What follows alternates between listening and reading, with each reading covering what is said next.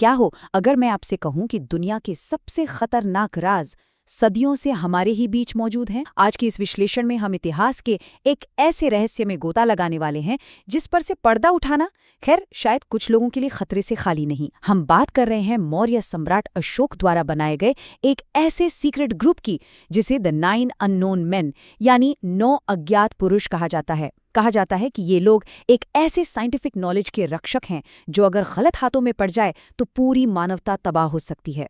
तो चलिए बिना किसी देरी के इस रहस्य की परतों को खोलते हैं। जरा इस स्टेटमेंट पर गौर कीजिए। मैं एक ऐसे ज्ञान का रक्षक हूं जो इतना खतरनाक है कि अगर लीक हो गया तो मानवता को नष्ट कर सकता है। मतलब रोंगटे खड़े कर देने वाली बात है ना। हमारे स्रोत बताते हैं कि इस रहस्यमयी ग्रुप के एक कथित रक्षक ने कुछ ऐसा ही दावा किया था। देखिए, ये कोई आम खजाना या सोना चांदी नहीं है। ये एक ऐसा विज्ञान है जिसे 2000 से भी ज्यादा सालों से दुनिया की नजरों से जानबूझकर छिपा के रखा गया है। आखिर ऐसा कौन सा विज्ञान हो सकता है जिसे हमारी भलाई के लिए ही हमसे छिपाना पड़ा? ये सवाल सच में सोचने पर मजबूर कर देता है। तो आखिर इस सब की शुरुआत कहाँ से हुई? आइए देखते हैं। भाग 1, कलिंग का निर्णायक मोड़। अब जरा इस टाइमलाइन पर एक नजर डालिए। हम किसी छोटी मोटी घटना की बात नहीं कर रहे हैं। ये एक पूरा का पूरा महाकाव्य है। इसकी जड़ें आज से 5000 साल पहले सिंधु घाटी सभ्यता के बेहद एडवांस शहरों से जुड़ती हैं। फिर हम आते हैं 273 ईसा पूर्व में, जहां कलिंग का युद्ध हुआ और इन 9 रक्षकों का गठन किया गया। और सबसे हैरान करने वाली बात तो ये है कि इस प्राचीन ज्ञान के तार सीधे हमारे आधुनिक युग से, यानी न्यूटन और आइंस्टाइन जैसे दिग्गजों की बड़ी बड़ी खोजों से जाकर जुड़ते हैं। तो 273 ईसा पूर्व में ऐसा क्या हुआ था जिसने रातों रात इतिहास का रुख मोड़ दिया? कलिंग का युद्ध।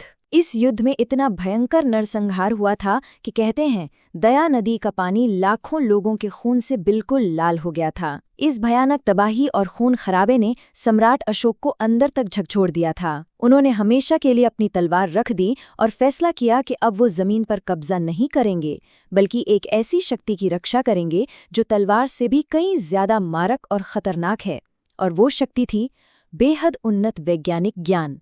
यहाँ इतिहास में हमें एक बड़ा ही दिलचस्प कंट्रास्ट देखने को मिलता है। एक तरफ चंगेज खान और नादिर शाह जैसे शासक थे जो अपनी जीत का जश्न कटे हुए सिरों के पहाड़ बनाकर मनाते थे, और दूसरी तरफ थे सम्राट अशोक। वो भली भांति समझ गए थे कि अगर ये सुपर एडवांस्ड विज्ञान किसी लालची या क्रूर इंसान के हाथ लग गया तो विनाश का वो मंजर होगा जिसकी हम कल्पना भी नहीं कर सकते। इसीलिए मानवता की भलाई के लिए उन्होंने इस ज्ञान को हमेशा हमेशा के लिए गुप्त रखने का फैसला किया। और यहीं से जन्म होता है हमारे दूसरे भाग का 9 निषिद्ध पुस्तकें, यानी द 9 फॉरबिडन बुक्स। इन 9 किताबों में जो लिखा था ना, वो किसी साइंस फिक्शन फिल्म जैसा लगता है। पहली किताब थी प्रोपेगेंडा पर, यानी बिना एक भी हथियार उठाए पूरी दुनिया के दिमाग और सोच को कंट्रोल करने की कला। दूसरी किताब फिजियोलॉजी के बारे में थी, एक ऐसा राज जिससे सिर्फ छूने भर से किसी की जान ली जा सके। तीसरी में आज के जैसी महामारियां पैदा करने और उन्हें खत्म करने का माइक्रोबायोलॉजी का ज्ञान था। चौथी किताब में साधारण धातुओं को सोने में बदलने की कीमिया यानी एल्केमी थी। और हाँ, स्रोत तो यहाँ तक कहते हैं कि 5वीं और 6ठी किताब में एलियन से संपर्क करने और एंटी ग्रेविटी मशीनें यानी हवा में उड़ने वाले विमान बनाने के तरीके लिखे थे। सच में हजारों साल पहले ये बिल्कुल अनबिलीवेबल है। पर दिलचस्प बात यह है कि ये सब कोरी कल्पना नहीं लगती। चलिए बढ़ते हैं भाग 3 की ओर, प्राचीन विज्ञान की गूंज। अगर हम लगभग 5000 साल पीछे जाएं तो सिंधु घाटी सभ्यता हमें सच में हैरान कर देती है। उनके शहर बिल्कुल परफेक्ट 90 डिग्री के समकोण पर बसे थे।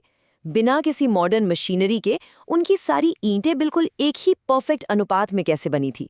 ये कोई तुक्का नहीं था, ये ज्यामिति और इंजीनियरिंग की एक असाधारण समझ थी।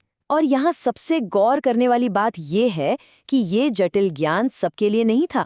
इसे बहुत ही सख्ती के साथ सिर्फ गुरु शिष्य परंपरा के जरिए पीढ़ी दर पीढ़ी आगे बढ़ाया गया।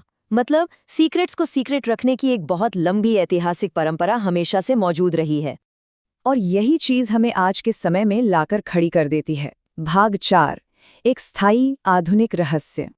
अब जरा इस पूरे सिलसिले को कनेक्ट करके देखते हैं। स्टेप 1, इस भयंकर वैज्ञानिक ज्ञान को दुनिया की नजरों से दूर एक गुप्त तहखाने में छुपा दिया गया।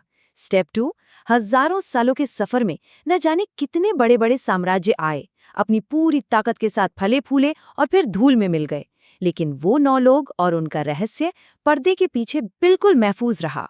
और अब आता है स्टेप 3, जो सच में दिमाग घुमा देता है।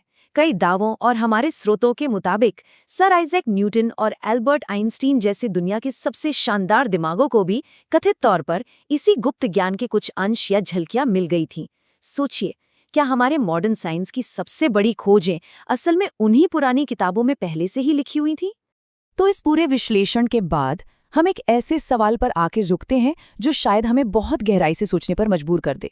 क्या सम्राट अशोक के वो 9 अज्ञात पुरुष आज भी इसी वक्त किसी पर्दे के पीछे से हमारी और इस दुनिया की रक्षा कर रहे हैं? क्या ये मुमकिन है कि आज के इस मॉडर्न युग में भी भारत के किसी छुपे हुए अंडरग्राउंड तहखाने में वो 9 किताबें मौजूद हों? ये एक ऐसा सवाल है जो हमारे इतिहास और विज्ञान दोनों को देखने का नजरिया पूरी तरह बदल देता है। इस रहस्य के बारे में जरूर सोचिएगा ताकि जानने की ये जो जिज्ञासा है वो हमेशा जिंदा रहे। इस दिलचस्प सफर में हमारे साथ जुड़ने के लिए आपका बहुत बहुत धन्यवाद।